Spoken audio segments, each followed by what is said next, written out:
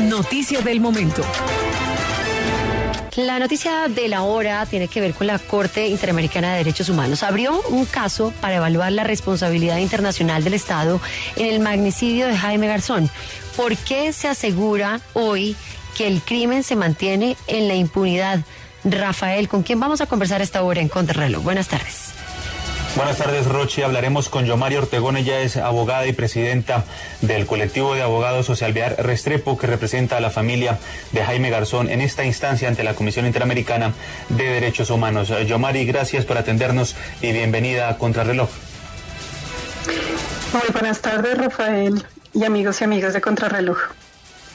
Yomari, ¿cómo reciben esta decisión? ¿Por qué, como lo anticipaba Rosario, se considera que el crimen del aclamado humorista y periodista se mantiene en la impunidad?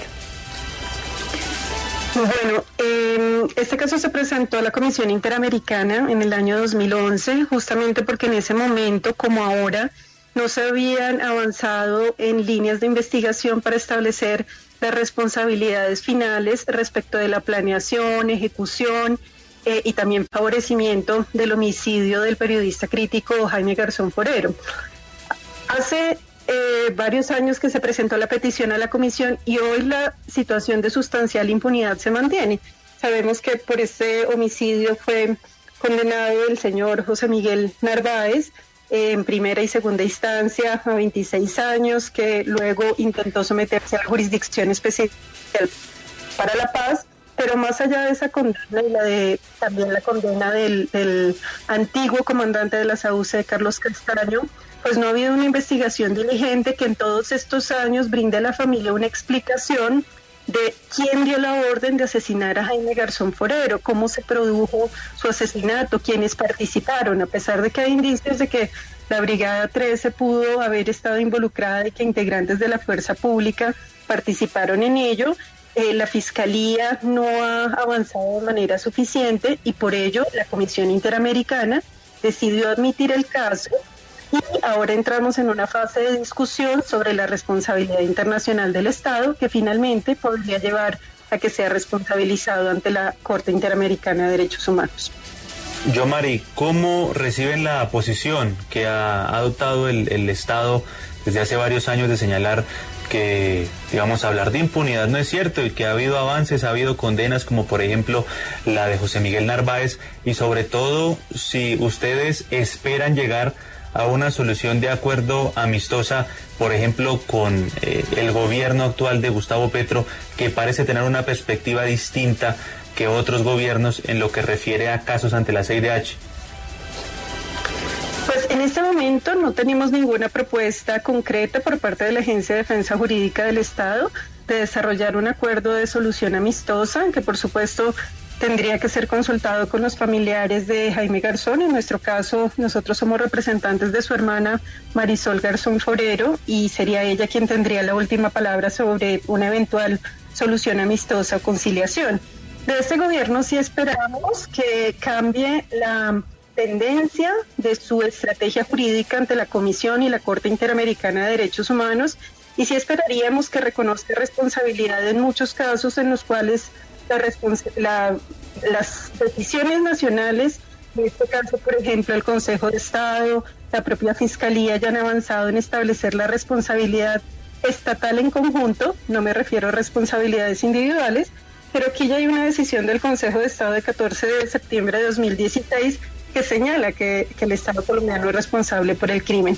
Entonces sí sería un buen indicio de este gobierno que cambiara su política internacional, que empezara a reconocer responsabilidad en aquellos casos donde existen elementos suficientes jurídicos y fácticos para avanzar en este reconocimiento, y lo más importante es que se puedan satisfacer los derechos de las víctimas. Desafortunadamente, el sistema interamericano de derechos humanos tiene un retraso alto y esto perjudica a las víctimas, y ese perjuicio se agranda cuando el Estado colombiano utiliza también maniobras dilatorias en los casos internacionales, que hace que las soluciones amistosas, que son un escenario para garantizar los derechos de las víctimas, en los últimos años no ha sido un escenario para que así ocurra. No en la mayoría de los casos en los cuales no se ha logrado tener un acuerdo final. De otro lado, pues estos casos deberían permitir avanzar en garantías de no repetición para que estos crímenes no vuelvan a ocurrir. Sí, sobre esos puntos quería centrarme yo porque estamos hablando de una impunidad alegada sobre un crimen que ocurrió hace 23 años, un magnicidio. De acuerdo, digamos, a lo que ustedes van a plantear ahorita en esta nueva etapa que se abre en la CIDH y de acuerdo a lo que ustedes han conversado con la familia Garzón, ¿cuáles son esos puntos de justicia que son prácticamente los más generales, los inamovibles que la familia solicita o plantea para sentirse reparada? Bueno, algo importante que ha señalado la familia es que en este caso lo más importante es la verdad, y de hecho lo señaló Marisol Garzón Forero la semana pasada al conocer esta decisión de la Comisión Interamericana.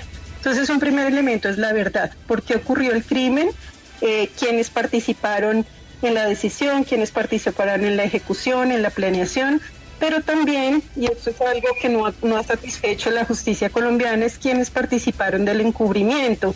Cabe recordar que los primeros años de investigación de este caso fueron una maniobra fraudulenta de la Fiscalía para desviar la investigación, en la cual participó el Departamento Administrativo de Seguridad DAS, y esto es algo que todavía no se ha investigado.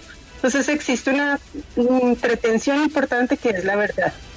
Existe un segundo elemento que es relacionado con que se investiguen o que se lleve a rendir cuentas, porque no vamos a hablar de sanciones todavía, a propósito que estamos en un escenario de justicia transicional, pero sí que se llame a rendir cuentas a todos los responsables. En este caso está probado que existió una alianza militar-paramilitar sobre las cuales solamente hay una persona condenada. Es un número muy bajo frente a un estándar alto que tiene el sistema interamericano de debida diligencia. Establece que todos los responsables deben ser llevados ante la justicia. Lo tercero es que existe una decisión del Consejo de Estado que ha sido incumplida, en el sentido de que a pesar de que se dictaron una serie de medidas de satisfacción, todavía no han sido cumplidas estas medidas para la familia. Y cuarto, se ha hablado siempre, y esto lo ha hecho tanto la familia Garzón como el colectivo de abogados, de la importancia de las garantías de no repetición, que exista un clima favorable para la defensa de los derechos humanos, para el ejercicio del periodismo, por supuesto para la crítica y la libertad de expresión. Entonces serían como esos los elementos mínimos de una satisfacción, sea mediante una condena de la Corte Interamericana o mediante un eventual acuerdo o de reconocimiento de responsabilidad del Estado colombiano. Es Yomari Ortegón, abogada y presidenta del colectivo de abogados Socialviar Restrepo, a quien damos las gracias por haber estado con nosotros en Contrarreloj y muy pendientes del caso de Jaime Garzón ante la Comisión Interamericana de Derechos Humanos.